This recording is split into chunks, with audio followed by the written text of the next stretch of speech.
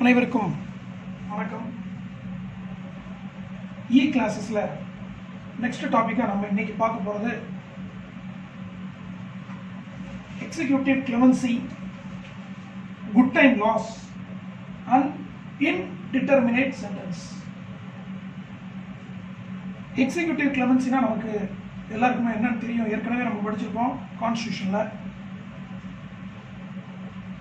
3 அங்கங்கள் ஒரு அரசாங்கத்துக்கு உண்டு: லெஜிஸ்லேச்சர், எக்ஸிக்யூட்டிவ் அண்ட் ஜுடிஷியரி. அதில் தண்டனைகள் வழங்கப்பட்ட பிறகு எக்ஸிக்யூட்டிவிற்கு, அதாவது இந்தியாவை பொறுத்தவரை பிரசிடென்ட்டுக்கும் கவர்னருக்கும் அந்த பவரை கொடுத்துருக்காங்க. அதன்படி தண்டனை வழங்கப்பட்ட ஒரு நபருக்கு தண்டனை குறைப்பு வழங்கலாம் என்ற முறையில் சில அதிகாரங்கள் எக்ஸிக்யூட்டிவ் கொடுக்கப்பட்டிருக்கிறது. எக்ஸிக்யூட்டிவ் யாரு அப்படின்னு நம்ம இந்தியாவில் பார்க்கும் பொழுது, சட்டம் இயற்றும் அதிகாரம், legislative powers vested with the parliament and legislative assemblies, and the executive head is called as president in the case of central and governors in the case of states.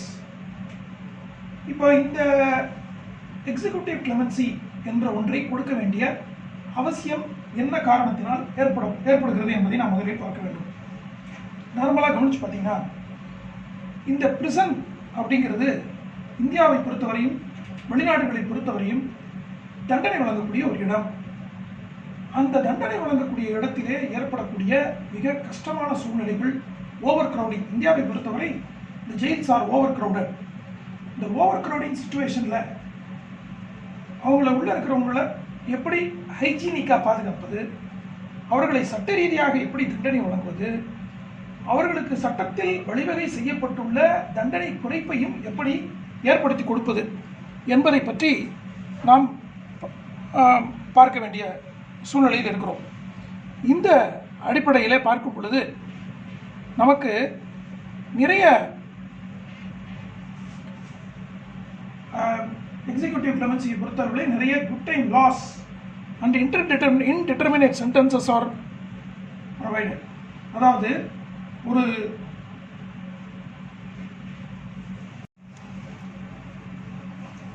S it is not clear. இப்போ இந்த prison சிஸ்டத்தில் இருக்கிற முக்கியமான ஒரு விஷயம் என்னன்னா, awarding punishment. Deterrent theory ஆஸ்பெக்ட்ல punishment is the system. அந்த பனிஷ்மெண்ட் வந்து பிரிசன் ஃபார்ம்ல இருக்கிறது world wide. It is familiar. It is a conventional method. Apart from this conventional method, open air prisons ஒரு ரீஹாபிலிட்டேஷன் மெத்தடாக நம்ம பார்த்தோம். இப்போ இங்கே executive clemency, good time loss and indeterminate sentences, parole, probation, all these things are called as rehabilitative or reformative method of a prisoners. அதாவது ஒரு பிரிசனுக்குள்ள இருக்கக்கூடிய ஒரு நபருக்கு ரீஹாபிலிட்டேஷன் கொடுக்க வேண்டியது ஒரு அரசாங்கத்தினுடைய கண்டிப்பாக கட்டாயமான பணியாக கருதப்படுகிறது. ஏன்னா ஒரு 15 வருஷம் ஜெயிலுக்குள்ள இருக்கணும், லைஃப் டைம் இம்ப்ரிசன்மெண்ட், 20 வருஷம் ஜெயிலுக்குள்ள இருக்கணும் அப்படின்னு கொடுக்குறப்ப his character will differ. உள்ள வந்து ஒரு ப்ரெஷரைஸ்டு சுச்சுவேஷன்ல டிப்ரெஸ்ட் ஸ்டேட் ஆஃப் மைண்டுக்கு ஒரு பிரிசனர் இன்மேட் போகிறதுக்கான வாய்ப்பு இருக்கு. இந்த ஆஸ்பெக்ட்ல ரீஹாபிலிட்டேட்டிவ் மெத்தடாக இந்த எக்ஸிக்யூட்டிவ் கிளெமென்சி அப்படிங்கிறத நம்ம பார்க்கலாம், அல்லது குட் டைம் லாஸ் அப்படின்னு சொல்லலாம். சரி, இப்போ ஒன்னொன்ன பத்தியா பார்க்க போறோம். இப்போ இந்த மாதிரியான தண்டனையை குறைப்பதற்காக ஃபாலோ பண்ற சில மெத்தட்ஸுக்கு பேரு இந்த எக்ஸிக்யூட்டிவ் கிளெமென்சி என்று அழைக்கலாம். பனிஷ்மெண்ட்டை குறைக்கிறது. இந்த பனிஷ்மெண்ட்டை இருக்கிற ரிகரஸ் இம்ப்ரிசன்மெண்ட்டை எப்படி குறைக்கிறது, அதுக்கு என்னென்ன மாதிரி சிஸ்டம்லாம் வச்சிருக்காங்க வேர்ல்டு வைட் அப்படின்னு பார்க்கலாம். இதுக்கு pardoning power of the executive என்று அழைக்கலாம். Pardoning power of the executive அப்படின்னு சொல்லலாம். இன்னொரு சிஸ்டம் இருக்கு, ஆம்னஸ்டி அப்படின்னு சொல்லுவாங்க. இந்த ஆம்னஸ்டி அப்படிங்கிறது என்ன சிஸ்டம்னு பார்த்தீங்கன்னா, those who have committed crime அல்லது during war, those who have committed crime, criminals committing crime during war அப்படின்றத பேர்ல ஆம்னஸ்டி அவங்களுக்கு வந்து பொது மன்னிப்பு வழங்கினாங்க. இது வந்து வார் கிரிமினல்ஸ்க்கு மட்டும் அன்றைய காலகட்டங்களில் வழங்கப்பட்டுச்சு.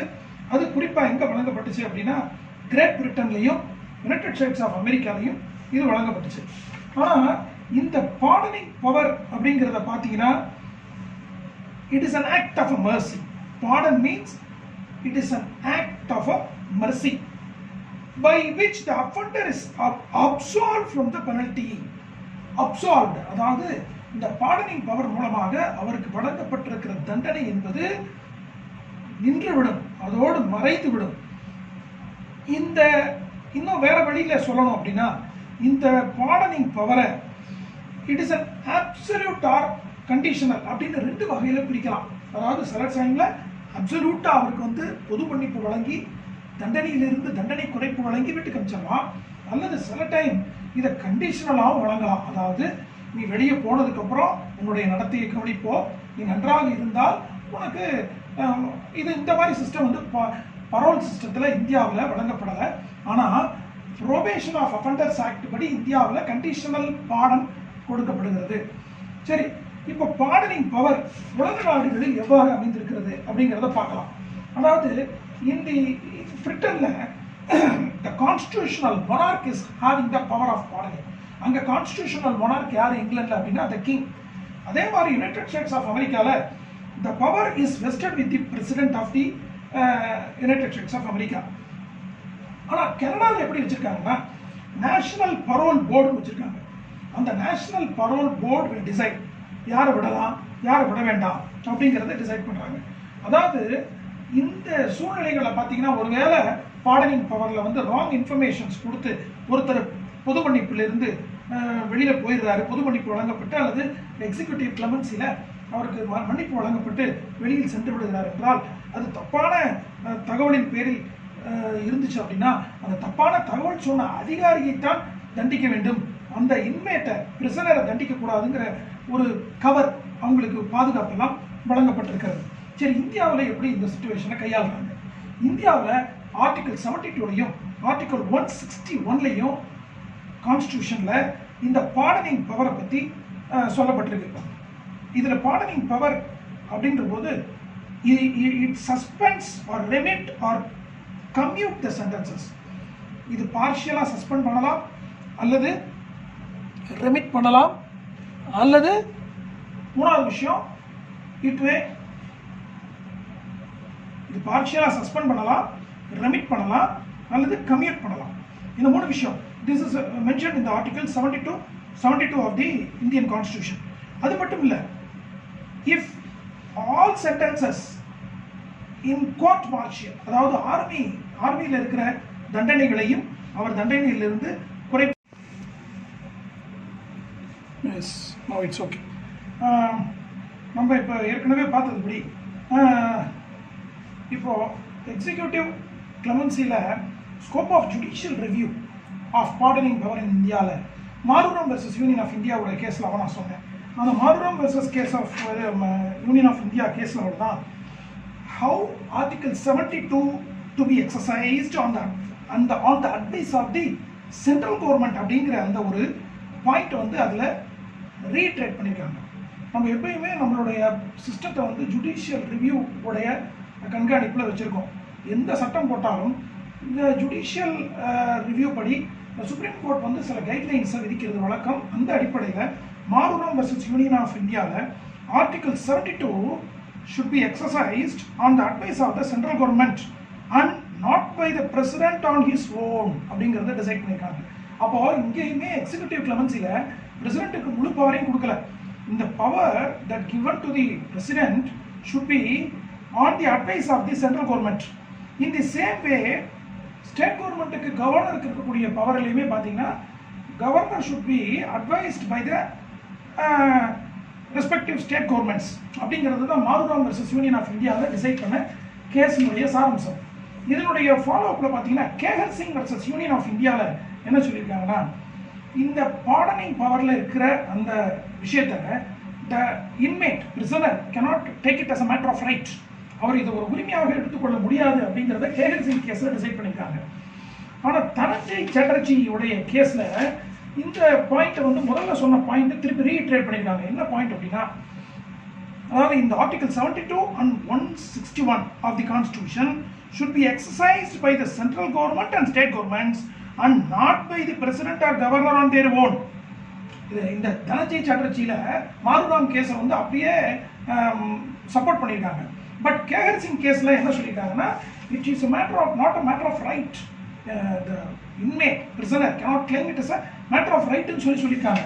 சரி, இப்போ மாருராம் கேஸில் இந்த ஸ்கோப் ஆஃப் பார்டனிங் பவர் எந்த அளவுக்கு இருக்குது, அதாவது பார்டனிங் பவர் வந்து எப்போ சுப்ரீம் கோர்ட்டால் என்ன மாதிரியான சுச்சுவேஷன்ஸில் கேன்சல் பண்ணப்படலாம் அப்படின்னா, மாருராம் கேஸில் டிசைட் பண்ண grounds without application of mind, if the petition is being dismissed without application of mind அப்படின்ற சிச்சுவேஷனில் ஜுடிஷியல் ரிவ்யூவில் பார்டனிங் பவருக்கு ஜுடிஷியல் ரிவ்யூ போகலாம். If the order is mala fide, சட்டத்துக்கு முரணாக அது இருந்தால், இந்த order is extraneous or irrelevant, அது சட்டத்திற்கு சம்மந்தம் இல்லாமல் இருந்தால், if the order suffer from arbitrariness, 4வது பாயிண்ட், அது தன்னிச்சையாக எடுக்கப்பட்ட முடிவாக இருந்தால், 5வது materials kept out of considerations, முன்னாடி வச்ச இந்த சாட்சியங்கள் அந்த சாட்சிகளின் அடிப்படையில் டிசைட் ஆகாமல் போகப்பட்டு இருந்தால், இப்படியான சிச்சுவேஷன்ஸில் மட்டும்தான் இந்த ஸ்கோப் ஆஃப் ஜுடிஷியல் பவர் வந்து எக்ஸ்டெண்ட் பண்ணியிருக்காங்க. இப்போ நம்ம இவ்வளோ நேரம் நம்ம பார்த்தது பார்டனிங் பவரை பற்றி. இப்போ நம்ம பார்க்க போகிறது commutation of sentence. Commutation of sentence is also another important point of the rehabilitation method that is being followed for the purpose of prisoners. நல்லா கவனிக்கணும், இந்த pardoning power, commutation sentence. Yes, okay. The pardoning power, commutation of sentence, amnesty, the good time laws, parole, probation of offenders, all these things are for the prisoners, for the prisoners rehabilitation அப்படிங்கிறத நம்ம இங்கே முக்கியமாக புரிஞ்சுக்கணும். இப்போ இந்த commutation of sentence அப்படிங்கிறது pardoning பவரில் இருக்கிற அடுத்த முக்கியமான குட் டைம் லா. இந்த commutation of sentence means reduction in term of punishment is called as commutation of sentence. இப்போது நீங்கள் பார்த்தீங்கன்னா, தண்டனையினுடைய காலங்களை குறைப்பது என்பதுதான் இந்த கம்யூட்டேஷன் ஆஃப் சென்டென்ஸ். தண்டனையை குறைக்கிறதும் யார் கையில் இருக்குது அப்படின்னா, எக்ஸிக்யூட்டிவ் கையில் இருக்குது. இந்த எக்ஸிக்யூட்டிவ்ங்கிறது யாருன்னா, again I am illustrating you, the commutation power is given to the governor and president on the advice of the appropriate government. சரி, amnesty அப்படிங்கிறத இந்த இடத்துல நீங்கள் வந்து புரிஞ்சுக்கணும். amnestyங்கிறது என்னன்னா, it is a mass relief of prisoners. இப்போ யூஎஸ்ஏல என்ன நடந்துச்சு அப்படின்னா, amnesty எப்படி கொடுத்தாங்கன்னா, ஆர்ம்டு ஃபோர்ஸஸில் அட்லீஸ்ட் 1 year ஏற்கனவே வேலை பார்த்துருந்தாங்கன்னா அந்த பிரிசனர்ஸ் எல்லாம் பொது மன்னிப்பில் விட்டுறலாம். அதாவது குற்றம் புரிந்தவர்கள் பிரிசனில் அடைக்கப்பட்டிருக்கிறவங்க ஆர்ம்டு ஃபோர்ஸஸில் 1 வருஷம், அங்கெல்லாம் பார்த்தீங்கன்னா ஆர்ம்டு ஃபோர்ஸஸில் வேலை பார்க்குறது நம்ம ஊரில் இருக்கிற மாதிரி இல்லை. எப்போ வேணாலும் they will call, எப்போ வேணாலும் நீங்கள் வேணும்னா விட்டுட்டு வெளியே போய்க்கலாம். அதாவது 5 வருஷம் நான் வந்து ஆர்மியில் இருந்துக்கிறேன் அப்படின்னா 5 வருஷம் வரைக்கும் அக்ரிமெண்ட் போட்டு 5 வருஷம் வரைக்கும் இருந்துக்கலாம். 5 வருஷத்துக்கு முன்னாடியே நான் வேலையிலேருந்து போகிறேன்னா வேலையிலேருந்து போகலாம். அதனால யுனைடெட் ஸ்டேட்ஸ் ஆஃப் அமெரிக்காவிலலாம் பார்த்தீங்கன்னா ஆர்மியில் சேர்றதுக்கு நிறைய இளைஞர்கள் முன் வருவாங்க. இந்தியாவில் இருக்கிற மாதிரி ஒன் டைம் ரெக்ரூட்மெண்ட் கொடுத்துட்டு ஃபுல்லாக தன்னுடைய வாழ்நாள் முழுக்க அங்கேயே இருக்கிறது, வாலண்டரி ரிட்டையர்மெண்ட்டில் மட்டும்தான் வர மாதிரி இருக்கிற சுச்சுவேஷன் ஃபாரின் கண்ட்ரீஸில் இல்லை. அதாவது குறிப்பாக யுனைடெட் ஸ்டேட்ஸ் ஆஃப் அமெரிக்காவில் இல்லை. அதனால் 1 year வேலை பார்த்தவங்களுக்கே பிரிசனராக இருந்தாங்கன்னா அவங்களுக்கு ஆம்னெஸ்டியில் ரிலீஸ் பண்ணலாம் அப்படின்னு இருந்தது. குட் டைம் லாஸ் அப்படிங்கிறதும் it is another form of, அதாவது 19th century கான்செப்ட். இந்த குட் டைம் லாஸ், நன்னடத்தை சட்டங்கள் என்பது 19th century கான்செப்ட். இதுவும் வேற ஒன்றுமே இல்லை. It is a reduction in term of sentence if the prisoners behaved well inside the prison. உள்ள அடைக்கப்பட்டிருக்கிற இன்மேட்ஸ் ஒழுங்கான நடைமுறையில், அதாவது நடந்து கொண்டார்கள், நன்னடத்தையில் நடந்து கொண்டார்கள் என்றால் அவர்களுக்கு இப்போ நார்மலாக நீங்கள் கவனிச்சு பார்த்தீங்கன்னா இந்தியாவில் என்ன பண்ணுறாங்க அப்படின்னா, minimum punishment, maximum punishment 2 allot பண்ணியிருப்பாங்க. இந்த மினிமம் பனிஷ்மெண்ட், மேக்ஸிமம் பனிஷ்மெண்ட் அப்படிங்கிறது என்னன்னா, ஒவ்வொரு சட்டத்திற்கும் ஒவ்வொரு பிரிவிற்கும் குறைந்தபட்ச தண்டனை அதிகபட்ச தண்டனை அப்படின்னு பிரிச்சிருப்பாங்க. இப்போ இந்த அதிகபட்ச தண்டனை அப்படிங்கிறது நீதிபதி சொல்லும் பொழுதே தண்டனை விதிக்கிறேன் அப்படின்னு சொல்லிடுவார். அப்போ அந்த குறைந்தபட்ச தண்டனையில் இருக்கக்கூடிய காலத்தை, அதாவது minimum of 3 years maximum of 5 years அப்படின்னு ஒரு பனிஷ்மெண்ட்டில் கொடுக்கப்பட்டிருந்ததுன்னா, அவருக்கு ஒரு வேளை தண்டனை 5 வருடங்கள் கொடுக்கப்பட்டிருந்தால் 3 வருடம் பூர்த்தியான பிறகுதான் அவர் இந்த குட் டைம் லாஸ் நன்னடத்தை விதி சட்டப்படி அவர் சிறையிலிருந்து வெளியே வர வேண்டும். அதாவது இது எல்லா பிரிவுகளுக்கும் இருக்காது, சில குறிப்பிட்ட பிரிவுகளுக்கு மட்டும் இந்த மாதிரியான தண்டனை வழங்கப்பட்டிருக்கும். அது இந்திய தண்டனை சட்டங்களில், இந்திய தண்டனை சட்டம் மட்டும் இல்லை, குற்ற சட்டங்களில் நிறைய சட்டங்களில் இந்த மாதிரி minimum punishment maximum punishment prescribe பண்ணியிருப்பாங்க. அப்படி மேக்ஸிமம் பனிஷ்மெண்ட், அதாவது 5 வருட சிறை தண்டனை உள்ள ஒரு வழக்கில் 3 வருடம் கண்டிப்பாக அவர் சிறையில் இருக்க வேண்டும் என்று மினிமம் பனிஷ்மெண்ட் அதை சொல்லியிருந்தாங்கன்னா, அவருக்கு குட் டைம் லாஸை அவருக்கு யூஸ் பண்ண முடியாது, அவருக்கு மட்டும் பயன்படுத்த முடியாது. அதனால என்ன பண்ணியிருப்பாங்கன்னா, அந்த மாதிரி குறிப்பிட்ட சட்டங்களில் சட்டப்பிரிவுகளில் இருக்கிறவங்களுக்கு தண்டனைகள் மினிமம் பனிஷ்மெண்ட்டை கண்டிப்பாக அவர் அனுபவித்த பிறகுதான் நன்னடத்தை சட்டங்களையே அவருக்கு பிரயோகப்படுத்த முடியும். அதே மாதிரி ரொம்ப முக்கியமான விஷயமா நீங்கள் கவனிச்சு பார்த்தீங்கன்னா, normally for every year 1 month will be given as a rebate. இது தற்பொழுதும் இந்தியாவில் நடைமுறையில் உள்ளது. ஒரு வருடத்திற்கும் அவர் ஒழுங்காக சிறையில் தன்னுடைய காலத்தை கழித்தார் என்றால் அவருக்கு 1 வருடம் தண்டனை குறைப்பு வழங்கப்படும். இது அதிகபட்சமாக 6 மாதங்களுக்கு மிகாத அளவுக்கு பயன்படுத்தப்படும். இதுக்கு இந்தியாவில் பெயர் என்ன கொடுத்துருக்காங்கன்னா, ஹானர் சிஸ்டம்னு இதுக்கு பேர் கொடுத்துருக்காங்க. இந்த ஹானர் சிஸ்டத்தை நடைமுறைப்படுத்துறது யார் அப்படின்னா, பிரிசன் அத்தாரிட்டிஸ். இது purely depends upon the prison authorities. Discretionary power is being given. இது according to the prison act படியும் ஜெயில் மேனுவல் ஒவ்வொரு மாநிலத்திற்கு என்று ஜெயில் மேனுவல் என்று ஒன்று உண்டு. அந்த ஜெயில் மேனுவல் படி இது தீர்மானிக்கப்படும். இதனுடைய கண்டினியூஷனாகவே இன்டிட்டர்மினேட் சென்டென்ஸ் அப்படின்னு ஒரு சிஸ்டம் இருக்கு. இந்த இன்டிட்டர்மினேட் சென்டென்ஸ் என்றால் என்ன என்றால், இதுவும் பார்த்தீங்கன்னா அது ஆரிஜினேஷன் பார்த்தீங்கன்னா it originates from the European countries. Spain பிரிசனில் 1835 இது ஃபர்ஸ்ட் இன்ட்ரோடியூஸ் ஆச்சு. இந்த இன்டிட்டர்மினேட் சென்டென்ஸில் இருக்கிற முக்கியமான சாராம்சம் என்னன்னா, அதாவது பீனல் சிஸ்டத்தில் நான் சொன்ன மாதிரி மினிமம் சென்டென்ஸ் மேக்ஸிமம் சென்டென்ஸ் என்று கண்டிப்பாக வரையறுத்திருக்க வேண்டும். எந்த சட்டப்பிரிவிற்கும் ஒரு சென்டென்ஸை இவ்வளவு காலம் என்று டிட்டர்மினேட்டாக சொல்லிடணும். இன்டிட்டர்மினேட்டாக ஒரு சென்டென்ஸ் இருந்துச்சு அப்படின்னா அவர் என்ன செய்வாருன்னா, அதாவது டிட்டர்மினேஷன் மீன்ஸ் ஒரு 15 வருஷம் இருக்கணும் அப்படின்னு சொல்லிட்டா அவர் அவரால் அந்த 15 வருஷ காலத்தை கழிக்கிறதுக்கு ரொம்ப கஷ்டமாக இருக்கும். இப்போ நீ ஒழுங்காக நடந்துக்கிட்டீங்கன்னா உன்னுடைய காலத்தை நாங்கள் குறைப்போம் அப்படின்னு சொல்லி இன்டிட்டர்மினேட்டாக சென்டென்ஸை வச்சிருந்தா அவர் உள்ள இருக்கிற பிரிசனர் தன்னுடைய நடத்தையை நல்லபடியாக மாற்றிக்கொண்டு இருப்பதற்கான வாய்ப்பு ஏற்படும். அப்போதான் அவர் திருந்துவார், உள்ள தனக்கு சஸ்பென்ஷன் கிடைக்கும், சென்டென்ஸில் சஸ்பெண்ட் கிடைக்கும்னு நம்புவார்.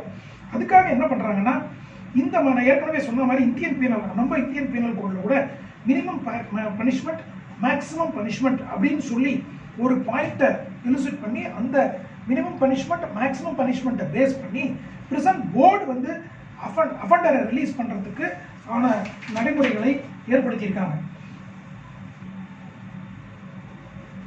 இந்த இன்டிட்டர்மினேட் சென்டென்ஸை ஃபர்ஸ்ட் கொண்டு வந்த கண்ட்ரி இந்த இயர் 1835 பை த ஸ்பெயின்.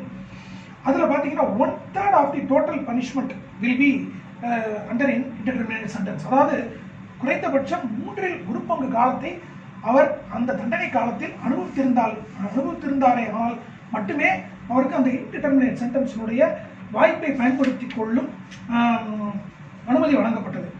இந்த இன்டிட்டர்மினேட் சென்டென்ஸ் எல்லா அஃபென்சஸ்க்கும் கொடுக்கப்படலை. அதாவது என்ன செஞ்சாங்கன்னா, பெட்டி அஃபென்சஸ்ல இருக்கிறவங்கள இதில் இன்டிட்டர்மினேட் சென்டென்ஸை பயன்படுத்தும் பொழுது விரைவாக அவர் தன்னுடைய குற்றத்தை திருத்திக் கொண்டு சீக்கிரத்தில் வெளியே போகிறதுக்கான வாய்ப்பு ஏற்படும் என்று லண்டனில் நடந்த கான்ஃபரன்ஸில் இதை டிசைட் பண்ணாங்க. செகண்ட் பாயிண்ட் என்ன சொன்னாங்கன்னா, அந்த டிட்டர்மினேட் சென்டென்ஸ் அப்படிங்கிறது யாருக்கு கொடுக்கப்படணும் அப்படின்னா, 25 years ஆஃப் ஏஜ் இருக்கிறவருக்கு மட்டும்தான் டிட்டர்மைன் பண்ணணும். 25 வயது பூர்த்தியானவருக்கு மட்டும்தான் சென்டென்ஸை டிட்டர்மைன் பண்ணணும் இத்தனை வருஷம் அப்படின்னு. மற்றவங்களுக்குலாம் சென்டென்ஸை டிட்டர்மைன் பண்ணக்கூடாது. ஏன்னா சீக்கிரத்திலே அவர் வெளியே போகிறதுக்கு வாய்ப்பு இருக்குன்னு நினைச்சாதான் அவர் தன்னுடைய தண்டனை காலத்தில் ஒழுங்காக நடந்து கொள்வார் என்பதின் அடிப்படையில் இது முடிவெடுக்கப்பட்டது. அடுத்தது நம்ம பார்க்க போகிற டாபிக் வந்து சஸ்பெண்டட் சென்டென்ஸ். இந்த சஸ்பெண்டட் சென்டென்ஸ் அப்படிங்கிறத எப்படி சொல்லலாம்னா பரோல் அப்படிங்கிற பேஸில் சொல்லலாம். அதாவது பரோல் அப்படிங்கிறது தண்டனை குறைப்பிற்கான ஒரு வழிமுறை. ப்ரோபேஷன் அப்படிங்கிறது சென்டென்ஸையே சஸ்பெண்ட் பண்ணிடுறது. எப்படின்னு கேட்டால், ப்ரோபேஷனில் ஒருத்தருக்கு தண்டனை கொடுத்துருவோம், ஆனால் அந்த தண்டனையை நிறுத்தி வைக்கிறோம். It is a suspension. So இப்போ தண்டனையை கொடுத்து விட்டு அந்த தண்டனையிலிருந்து அவருக்கு நன்றாக நடந்து கொண்டார் என்றால் அதிலிருந்து அவருக்கு விலக்கு கொடுப்பது ப்ரொபேஷன் ஆஃப். இது ப்ரொபேஷன் ஆஃப் அஃபெண்டர் ஆக்டில் சொல்லப்பட்டிருக்கு. இந்த ப்ரொபேஷன் ஆஃப் அஃபெண்டர் ஆக்டை பற்றி நம்ம அடுத்த கிளாஸில் பார்க்க போகிறோம். அதுக்கு முன்னாடி இன்றைக்கி நம்ம பார்க்க போகிறது பரோலை பற்றி பார்த்துருவோம். பரோல் அப்படிங்கிறது என்னென்னா, இது வந்து it is a ticket on leave என்று அர்த்தம். அதாவது தன்னுடைய தண்டனை காலத்தில் ஒருவருக்கு வழங்கப்படக்கூடிய ஒரு சிறப்பு அதிகாரம். இந்த பரோல் சிஸ்டம் வந்து எப்போ ஃபஸ்ட்டு இன்ட்ரோடியூஸ் பண்ணுறதுப்ப இது அறிமுகமாச்சு அப்படின்னு சொன்னால், இந்த இயர் 1955 ஜெனீவா கான்ஃபரன்ஸில் united nation congress on treatment of offenders அதுலேயும், அதுக்கப்புறம் அதோட தொடர்ச்சியாக நடந்த 1960 கரெக்ஷனல் பினாலஜிக்கல் ஃபிலாசபிக்கல் சிஸ்டம். அதாவது குற்றம் செய்த நபர்கள், குற்றத்தை அனுபவித்துக் கொண்டிருக்கிற நபர்களை திருத்தக்கூடிய சிச்சுவேஷனை உருவாக்க வேண்டும் என்ற காரணத்திற்காக உருவாக்கப்பட்டது. அதாவது ஒருவர் தன்னுடைய தண்டனை காலத்தில் கடைசியாக தண்டனையை கழித்துக் கொண்டிருக்கும் பொழுது அவரை தண்டனை காலத்தினுடைய கடைசி பகுதியை அவருக்கு வழங்கப்படக்கூடிய ஒரு சலுகையாக அனுபவித்து அவர் பரோலிலோ அல்லது ஓப்பன் ஏர் கேம்பிலோ வெளியே வருவதற்கும், அவர் சொசைட்டியினோட மிங்கிள் ஆவதற்கும், தன்னுடைய ஃபேமிலியோட யுனைட் ஆவதற்கும் உருவாக்கப்பட்ட ஒரு வாய்ப்பாக வழங்கப்பட்டிருக்கிறது பிரிசனர்ஸ்க்கு. இதில் என்ன இந்த கான்செப்ட் அப்படின்னு சொல்லி பார்த்தீங்கன்னா, அதாவது இந்த ஃபிக்ஸடு டேர்ம் ஆஃப் பனிஷ்மெண்ட் இருக்கு இல்லையா, அதில் அவருக்கு வழங்கப்படக்கூடிய ஒரு கருணை என்று இதை கூறலாம். It is a process of reformative. It is வந்து ரீஹாபிலிட்டேஷன் ப்ராசஸில் இது இன்னும் தாண்டி ரிஃபர்மேட்டிவ் ப்ராசஸாக பார்க்கப்படுகிறது. இப்போ இது பரோலுக்கும் இன்டிடெர்மினேட் சென்டென்ஸ்க்கும் உள்ள வித்தியாசம் என்ன? இன்டிடெர்மினேட் சென்டென்ஸில் என்ன சொல்கிறாங்கன்னா, உங்களுடைய தண்டனை காலத்தில் அவருக்கு எவ்வளவு என்றே குறிப்பிடக்கூடாது. அப்படி இருந்தார் என்றால் அவர் ஒழுங்காக நடந்து கொள்வார். பரோல் என்ன? ஒழுங்காக தன்னுடைய காலத்தை கழித்தார் என்றால் அவருக்கு சில காலம் அவருக்கு தண்டனையில் இருந்து விலக்கு வழங்கி வீட்டிற்கு அனுப்பி வைக்கலாம் அப்படிங்கிறது தான் பரோலுடைய முக்கியமான. அதே மாதிரி ப்ரோபேஷனுக்கு பரோலுக்குள்ள வித்தியாசம் என்ன? ப்ரோபேஷனில் தண்டனையை கொடுத்துட்டு தண்டனையை நிறுத்தி வச்சு சில காலம் தண்டனையை நிறுத்தி வைக்கிறாங்க. தண்டனை முடிஞ்சிருச்சுன்னு அர்த்தம் கிடையாது. ஆனால் பரோலில் அவர் தண்டனையவே குறைச்சி அவர் வீட்டுக்கே அனுப்பிச்சிடலாம் அப்படிங்கிறது தான் பரோல் சிஸ்டம். இது ஒருவேளை அவர் வந்து ஒழுங்காக நடந்துக்கல, பரோல் சிஸ்டத்தில் இருக்கும் பொழுது வெளியில் தப்பிச்சு போயிடுறாரு அப்படின்னா கண்டிப்பாக என்ன ஆகும்னா, அவருக்கு திருப்பி அதுக்குன்னு தனியாக பரோலில் இந்தியாவில் என்ன வச்சுருக்காங்கன்னா, பரோல் சிஸ்டத்தை பொறுத்தளவில் ஒருவேளை ஒரு வெளியில் வந்து தப்பிச்சு போயிடுறாரு அப்படின்னா இந்த பரோலுக்காக பரோல் போர்டு முதல்ல வச்சுருக்காங்க. பரோலுக்கு யார் விடலாம் அப்படிங்கிறதுக்கு. செகண்டு, இந்த பரோல் கேசஸை இன்வெஸ்டிகேட் பண்ணுறதுக்கு ஒரு விங் வச்சுருக்காங்க. மூணாவது, பரோல் சூப்பர்வைசர்ஸ் இருக்காங்க. பரோலில் வெளியே போனவங்க எப்படி நடந்துக்கிறாங்கன்னு 3 ஏஜென்சி சேர்த்து தான் இதை வந்து நடத்தணும். அப்போ ஒருத்தர் பரோலில் விடலாமா வேண்டாமான்னு இந்தியாவில் டிசைட் பண்ணோம்னா அதுக்கு வந்து ஒரு போர்டு வச்சுருக்காங்க. அந்த போர்டு தான் டிசைட் பண்ண முடியும். சில சமயத்தில் பார்த்தீங்கன்னா பிரிசனில் இந்த மாதிரி பரோல் சிஸ்டம் இந்தியாவில் வளர்ந்ததுக்கு காரணம் என்ன அப்படின்னா, actually it is a social movement. நான் முதலே சொன்ன மாதிரி பரோல் வந்து உலகத்தில் இன்ட்ரடியூஸ் ஆனதுக்கு பீனாலஜிக்கல் கரெக்ஷனல் சிஸ்டம்ஸ் 1955 ஜெனீவாலையும் லண்டன்லையும் நடந்த சிஸ்டத்தை பேஸ் பண்ணி தான் உலக நாடுகளில் பரோல் அறிமுகமாச்சு. இந்தியாவில் பரோல் ஏன் கொடுத்தாங்கன்னா காலத்தினுடைய கட்டாயமாக கருதப்பட்டுச்சு. காலத்தினுடைய கட்டாயம் என்னன்னா, that worst condition that was prevail inside the prison, sanitation condition.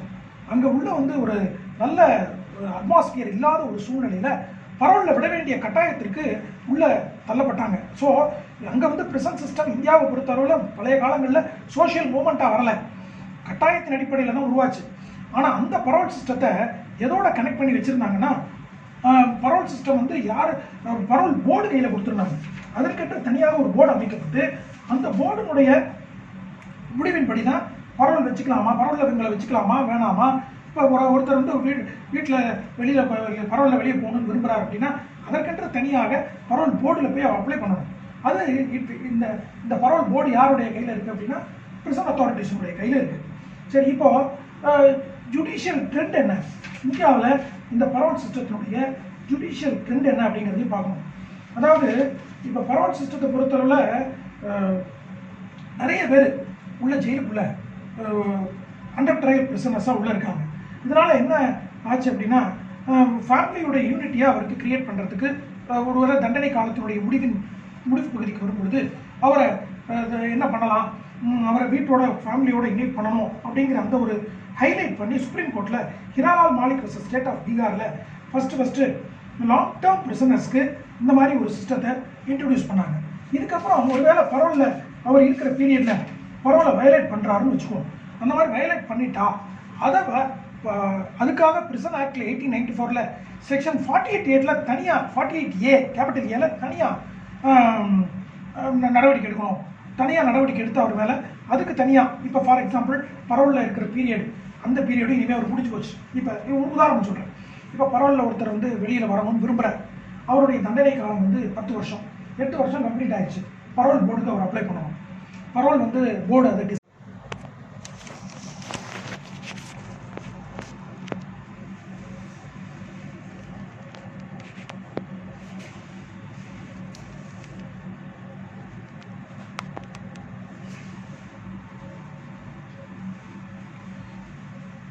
இப்போ பரோல் போர்டு டிசைட் பண்ணணும்.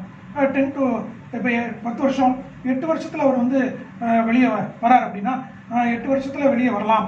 அதாவது 8வது வருஷம் கம்ப்ளீட் பண்ணிட்டார். ஸோ அப்போ பரோலுக்கு அப்ளை பண்ணுறாரு. ஃபேமிலியோட ஒரு மிங்கிள் பண்ண வைக்கணும் அப்படின்னா இவர் ஒரு அப்ளிகேஷன் மேட் பண்ணுவார். அந்த அப்ளிகேஷனை பிரிசன் போர்டு முதல்ல கையில் எடுக்கும்.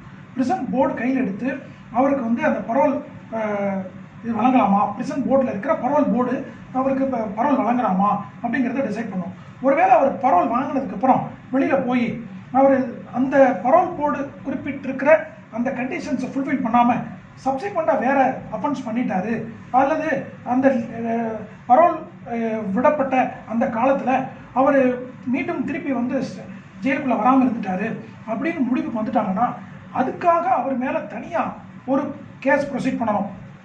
ஏற்கனவே இருக்கிற தண்டனையும் மிச்சம் இருக்கிற தண்டனையும் கழிக்கணும். இதுக்கப்புறம் தப்பிச்சு போய் அவர் வேறு ஏதாவது அஃபென்ஸ் பண்ணியிருந்தாருன்னா அதுக்குள்ள தண்டனையும் அவர் கழிக்கணும்.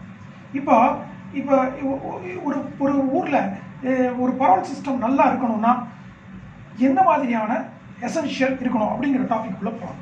அதாவது அது கிரேட் ஒரு நல்ல பரோல் சிஸ்டம் இருக்கணும் அப்படின்னா emphasis must be on supervision and guidance. அதாவது சூப்பர்விஷனும் கைடன்ஸும் ஒரு பரோல் எஃபெக்டிவாக ஒரு கண்ட்ரியில் இருக்கணும்னா இந்த 2 விஷயமும் நல்லா இருக்கும். இந்தியாவை பொறுத்தவரை சூப்பர்விஷனும் கைடன்ஸும் ரொம்ப நல்லா இருக்கு. பரோலிஸ் மஸ்ட் ஹேவ் ஹானரபிள் எம்ப்ளாய்மெண்ட். அதாவது இந்த மாதிரியான பரோலில் வெளியில் வர்றவங்களுக்கு சொசைட்டியில் ஒரு நல்ல மதிப்பு மரியாதை இல்லை.